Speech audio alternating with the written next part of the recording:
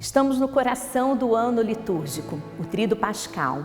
Uma única celebração em 3 dias em que a Igreja atualiza os momentos centrais da fé cristã, a paixão, morte e ressurreição de Jesus. Esses dias revelam o modo como Deus escolheu salvar a humanidade, através de um corpo. É por isso que neste programa vamos olhar o mistério pascal à luz da teologia do corpo de São João Paulo II. A fé cristã começa com um acontecimento surpreendente. Deus faz-se homem. Na encarnação, o Filho de Deus assume plenamente a condição humana, na carne, a fragilidade da existência, exceto no pecado. Isto revela algo essencial. O corpo humano não é um detalhe secundário da identidade humana, mas faz parte do próprio plano de salvação. A fé cristã é a única das grandes religiões que exalta o corpo, que lhe confere uma importância elevadíssima. E de facto, é aquela fé que tem mais em conta o todo da pessoa, enquanto alma e corpo. E não propomos nenhuma fuga do corpo, não propomos nenhuma futura libertação, não é isso que esperamos. Antes, a fé cristã é mesmo uma teologia do corpo, não é? Portanto, aí há 2 vertentes. Por um lado, a própria pessoa, nós somos esta unidade de alma e corpo. João Paulo II diz sempre que nem se deveria dizer que nós temos um corpo, mas antes que nós somos o nosso corpo. O nosso corpo faz parte da nossa identidade. Ele diz que nós somos corpos espiritualizados e somos espíritos encarnados. Também se diz que pela encarnação e depois pela redenção, o próprio corpo de Cristo entrou na Trindade. Não é? O corpo humano já faz parte do meio divino. Pela encarnação está tão ligado ao mistério de Deus que torna-se algo de facto teológico. O nosso corpo é uma coisa teológica, é uma coisa que fala de Deus, que exprime Deus, que é sinal de Deus. A teologia do corpo, o grande contributo que faz, que já existia, mas que é novidade pelo foco que se dá, é a introduzir a metáfora esponsal. O que isto quer dizer? É dizer que o dom de Cristo é como o dom que se verifica entre um homem e uma mulher, no sacramento do matrimónio em particular, mas não só. A cruz, na teologia do corpo, é vista como esse momento de consumação do matrimónio que Cristo faz ali com a Igreja. Há teorias que oscilam entre a idolatria do corpo e o seu desprezo. Mas o cristianismo propõe um olhar diferente. O corpo não é apenas matéria, nem apenas instrumento. Ele é lugar de relação, de expressão e de comunhão. É através dele que amamos, sofremos, trabalhamos e nos doamos. O que é um corpo sem espírito? É um cadáver. Somos animados pelo espírito. E também, se nós fôssemos só um espírito, não nos podíamos relacionar com as pessoas, porque não víamos nada, não é? Era só espírito. Era uma coisa um bocado estranha, não é? Porque nós não somos anjos, nós somos, de facto, pessoas humanas. Todos somos chamados a responder ao amor que Deus nos dá. Isso é a vocação ao amor. Depois, especificamente, cada um concretiza de uma forma diferente. Há uns que são consagrados, outros que vivem através do matrimónio, há outros que vivem através do celibato, que, não sendo consagrado, pode ser também equiparado na sua forma de relação com os outros. Todos somos, independentemente da vocação, chamados a amar, a ser fecundos, exercendo a maternidade e a paternidade espiritual ou física na família, na educação, na oração, no cuidado com os outros. Na oração, lembro porque estamos num antigo convento de carmelitas, ou portanto a forma como elas eram fecundas na sua maternidade espiritual era através da oração, não é? No cuidado com os outros e de tantas outras formas, não é? Nós sabemos fazer coisas boas pelo bem dos outros e sabemos ajudar os outros a crescerem neste amor a Deus, não é?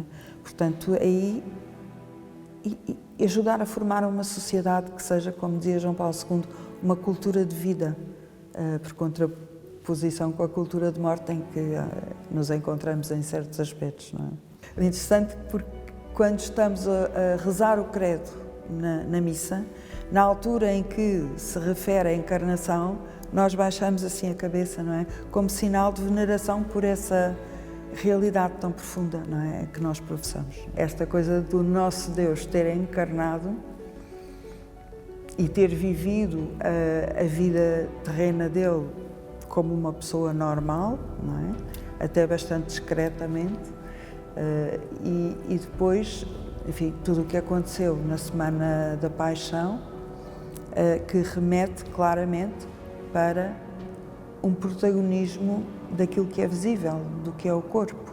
Desde o domingo de Ramos até ao domingo da Ressurreição, ao domingo de Páscoa, nada é invisível. É o corpo que torna tudo visível. Jesus foi ungido e esta unção que se dava antigamente para preparar os soldados para a batalha, não é? Mas com Cristo a unção era uma preparação para o próprio mistério da paixão. No fundo era a batalha que ele ia ter que enfrentar, não é? Mas tomando em conta também outras referências à unção, temos a unção dos noivos, descrita no Cântico dos Cânticos, e descobrimos que aí também não se tratava apenas de uma unção em vista da paixão, mas também em vista das bodas do Cordeiro. Ele é o Cordeiro que, com a entrega da sua vida de forma livre, total, fiel e fecunda, não é? Num dom esponsal de si, gera a Igreja. E, curiosamente, quando Cristo entra em Jerusalém em cima de um burro, estamos perante uma reminiscência de um cortejo nupcial judeu. Portanto, todos estes sinais, não é, nos revelam que Cristo não cortou com a tradição, apenas lhe deu um novo significado, não é? E por isso utiliza muitos dos instrumentos, dos meios, das tradições. Pelo facto do Filho do Homem se ter feito carne, a teologia do corpo entrou pela porta principal, o corpo entrou pela porta principal na teologia. Se queremos estudar Deus, temos de estudar o corpo humano. De facto, é ver que o corpo está presente em toda a parte, na criação enquanto seres corpóreos, enquanto homem e mulher, na encarnação, na redenção, que também é a redenção do corpo. O corpo torna-se imprescindível mesmo para podermos ver Deus, não é?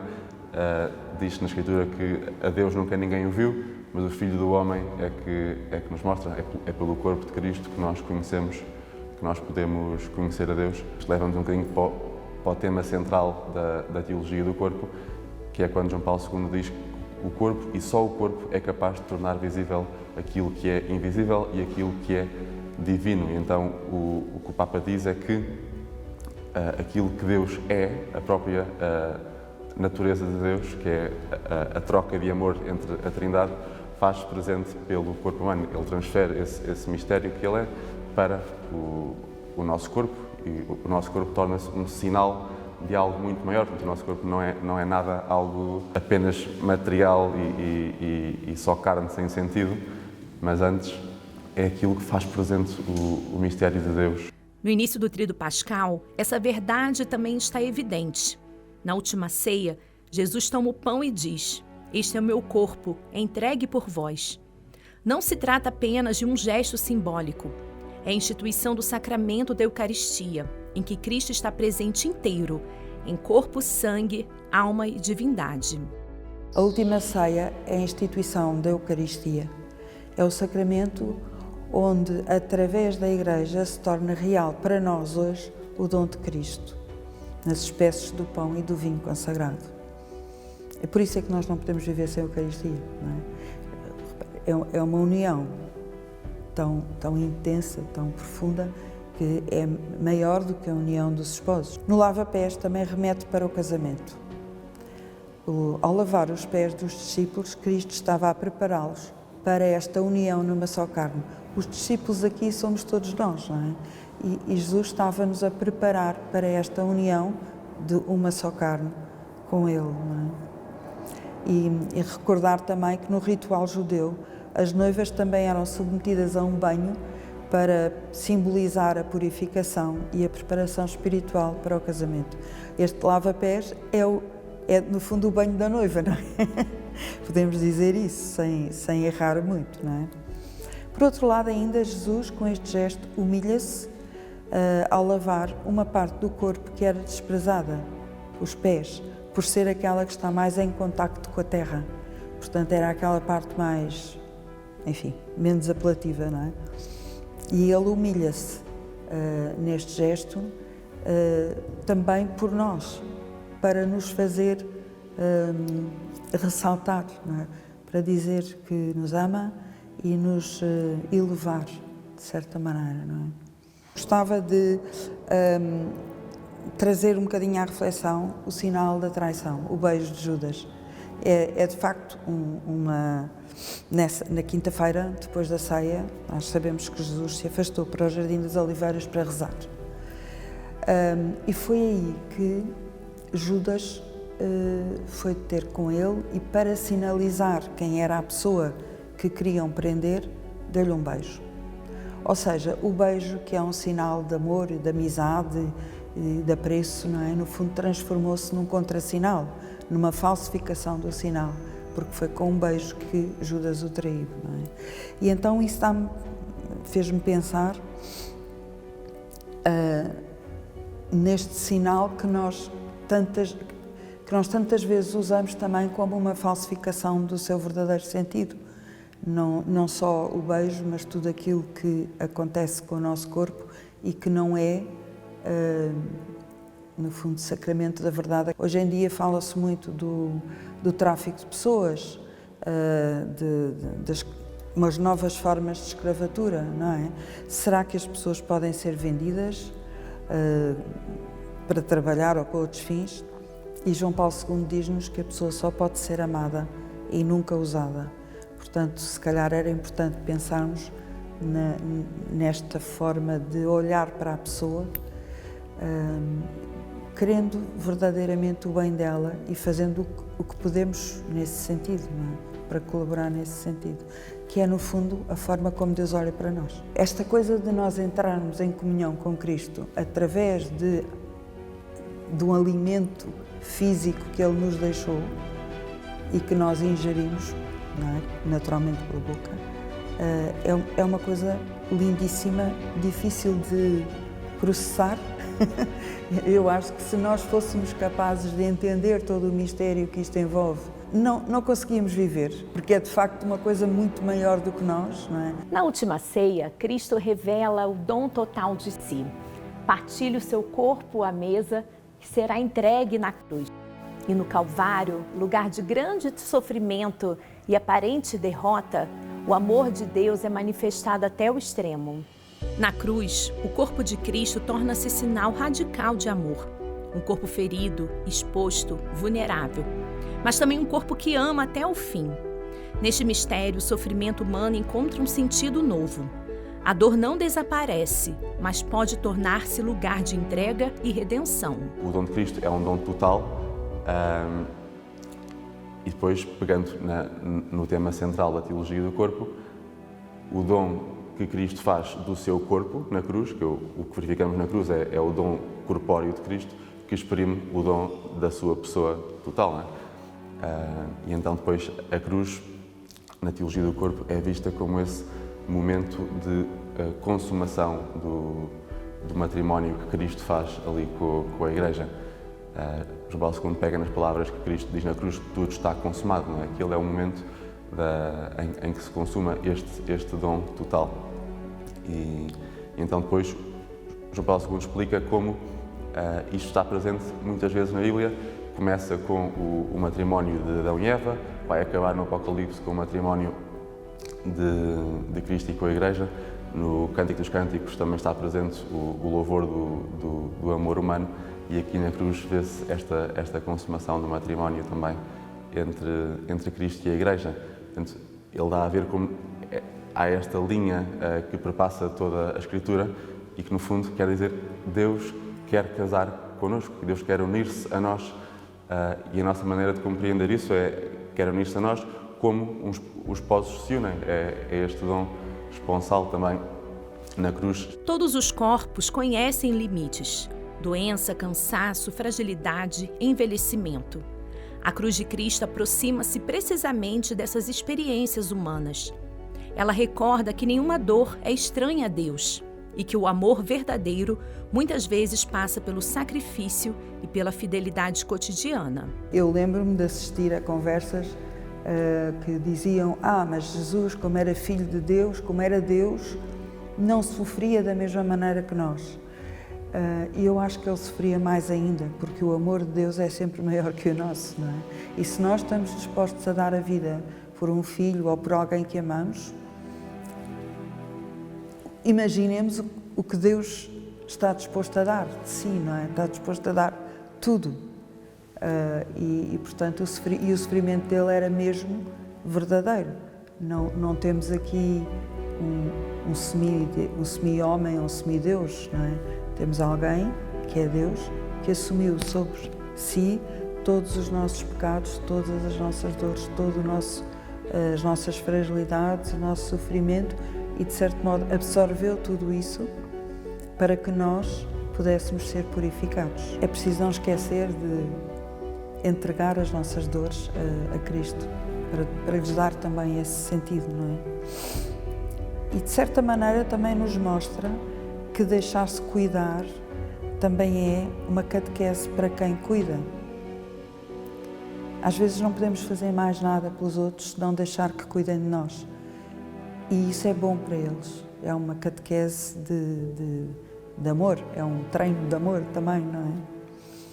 Quantas vezes o deixar-se cuidar, assumir a fragilidade, não é uma excelente oportunidade de conversão para nós próprios, não é? Para deixarmos de ter aquela autossuficiência, aquela mania que controlamos tudo, que também é um momento excelente de purificação. Falámos da unção e das várias vezes que Cristo foi ungido como sinal de preparação para a sua missão. Também nós podemos dispor do sacramento da unção dos doentes, em que a Igreja nos dá a força do Espírito Santo para vivermos todas as nossas doenças e fragilidades físicas e psicológicas como uma missão. Uma missão enxertada na própria missão de Cristo.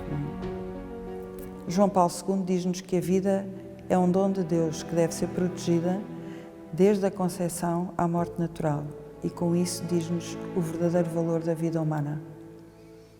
Não há exceções. Isto é para todas as vidas humanas. Depois da cruz, chega o silêncio. O corpo de Cristo é colocado no sepulcro. Aparentemente, tudo terminou. Mas o corpo que foi entregue, que passou pela morte, está prestes a revelar algo absolutamente novo. O sepulcro é o lugar da espera. O momento em que a história parece estar suspensa entre a dor e a esperança. Também assim na realidade humana. Situações de dor, de fragilidade, de sofrimento. Porém, na fé cristã, a morte nunca tem a última palavra. Morte de Jesus na cruz, que acontece no dia em que estamos, na Sexta-feira Santa, não é? Depois culmina com a ressurreição. E isso é o que nos enche de esperança, porque conduz-nos a... ensina-nos o que será a nossa vida depois deste tempo na Terra.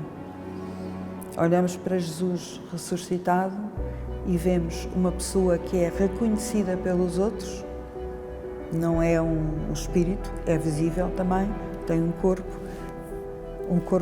glorificado, um corpo que passa pelas paredes, mas também é um corpo que come peixe. Mas só para perceber que é mesmo um corpo, não é? Não tem, e tem as marcas da paixão. De facto é uma coisa tão estranha, tão incrível, não é? Mas ao mesmo tempo enche-nos de esperança e de desejo de vir a participar dessa vida,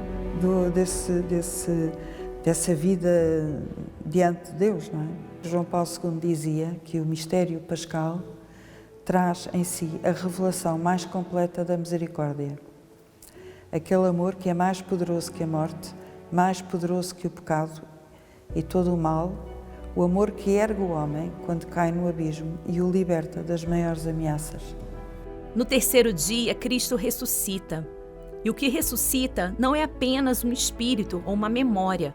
É o próprio corpo que foi crucificado, agora transformado e glorificado.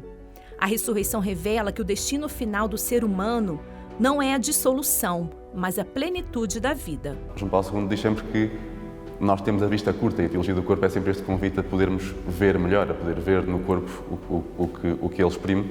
E então, o sofrimento de Cristo é um sofrimento para alguma coisa. São Paulo diz que, pela alegria que tinha diante de si, Deus Nosso Senhor perseverou no sofrimento. E então, de facto, ao sofrimento vai-se seguir a glória, ao corpo sofredor de Cristo vai-se seguir o corpo glorificado de Cristo.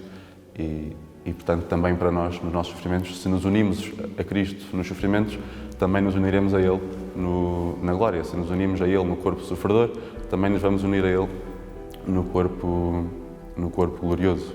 É precisamente este sinal do casamento com Deus ao qual todos somos chamados. E então a ressurreição vai ser esse casamento, vai ser, finalmente, chegamos àquilo que desejamos, que é o casamento com Deus Nosso Senhor. Já não será preciso o matrimónio. E então esse casamento é que vai ser o pleno cumprimento da promessa. Vou poder dar-me a Deus Nosso Senhor inteiramente, vou poder receber o dom de Deus muito mais plenamente do que agora, porque agora não consigo recebê-lo tanto quanto Deus Nosso Senhor gostaria. Na ressurreição, dar-se-á esse cumprimento, que será sempre o cumprimento de cada um de nós enquanto pessoas. Não irá anular de forma nenhuma o nosso corpo, será um dom a Deus e uma troca de dom entre cada um de nós e Deus, que vai incluir a alma e o corpo. Não vamos ser como anjos na natureza, vamos continuar a ser pessoas e o nosso cumprimento será como pessoas, vamos continuar a ser homem e mulher, apenas vai-se perder o sentido desse ser homem e desse ser mulher que aqui experimentamos, porque aqui é para nos unirmos, homem e mulher, para se unirem, não é? Lá isso vai-se perder e, portanto, não haverá matrimónio, mas continuaremos a ser pessoas na nossa masculinidade e na nossa feminilidade para podermos experimentar esse dom a Deus, cada um da sua forma específica. A ressurreição ilumina também a existência humana. O corpo humano é chamado a participar da glória de Deus. Por isso, a espiritualidade cristã nunca separa corpo e alma. E é neste caminho que cada pessoa descobre a inteireza do ser e que o corpo, longe de ser um obstáculo, pode tornar-se um verdadeiro caminho para Deus. Ficou em nós aquele eco longínquo, aquele desejo de Deus, dessa harmonia com Deus que tínhamos no paraíso. Isto não quer dizer que no céu vai ser um regresso ao paraíso. Vai ser uma coisa totalmente diferente, totalmente nova, muito melhor do que o regresso ao paraíso. Não tínhamos dúvidas que Deus não deu a vida e não se fez homem para depois nós voltarmos para trás. Não, isto é sempre andar para a frente. Portanto, o que é que vai ser? Vai ser a visão beatífica. Deus face a face. Com a paixão e o mistério pascal, Deus dá-nos um amor tão forte que vence a morte. Até porque nesta altura já somos filhos, não somos só amigos, não é? Não somos seres criados por Deus, mas mais do que isso somos amigos e, portanto, temos uma vida inteira de união com Deus. João Paulo II fala num sistema de forças que atua na pessoa e que agora está em tensão, o corpo e o espírito muitas vezes estão assim um bocadinho à luta, se pode dizer, e que na ressurreição ele diz que esse sistema de forças vai experimentar uma harmonia perfeita. A alma e o corpo estarão perfeitamente integradas, vão estar completamente de acordo. Ele diz que isso vai ser uma espiritualização perfeita do corpo, mas o corpo está sempre lá, o corpo não vai ser anulado, apenas vai estar perfeitamente permeado pelo Espírito, todo envolto no Espírito de Deus. Também depois isso vê-se pela comunhão dos santos, não é? Diz que Deus será tudo em todos. Então aquilo que nós experimentamos agora, que a nossa vida que é feita para ser um dom para os outros, para Deus, por meio do dom dos outros eu posso dar a minha vida também a Deus, isso vai se experimentar na comunhão dos santos, em que vamos ser um corpo unido como dom a Deus. Do presépio à cruz, do sepulcro vazio à manhã da ressurreição. Um Deus que quis aproximar-se da humanidade de forma total. assumindo um corpo e entregando esse corpo por amor. Com isso, o mistério pascal conduz à compreensão de que o corpo humano não é apenas lugar de fragilidade, é também lugar de salvação.